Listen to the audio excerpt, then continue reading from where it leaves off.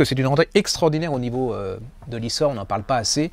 Moi, j'ai adoré ce bouquin parce que je trouve qu'on remet en lumière et puis qu'on répare une injustice d'Elisabeth Weissman dans l'édition textuelle. Ça s'appelle Lucie Dreyfus, la femme du capitaine. Vous allez découvrir une femme, c'est souvent le cas, hein, c'est la plupart du temps le cas, c'est sans elle, Dreyfus n'aurait pas pu. C'est le courage de cette femme, la ténacité de cette femme. Elle a toujours été là. Elle lui a écrit tout le temps. Elle a été courageuse parce qu'elle a été menacée, hein, puisque c'était la femme de Dreyfus. Elle a été la haine l'entourait et tout. Et comment cette femme a aimé cet homme et comment cet amour, elle l'a sublimé.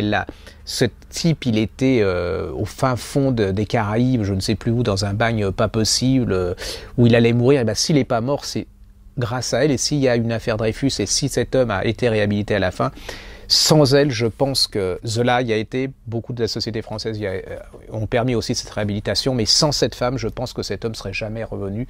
C'est ce qui semble se tirer de ce livre. Et puis il y a des très jolies lettres. Il nous donne des facsimilés de lettres de cette femme à l'homme de sa vie, qui sont extraordinaires. Personne n'en parle encore, mais je trouve que c'est un très très beau livre. Ça s'appelle Lucie Dreyfus, la femme du capitaine, chez Textuel, et c'est d'Elisabeth Weissman.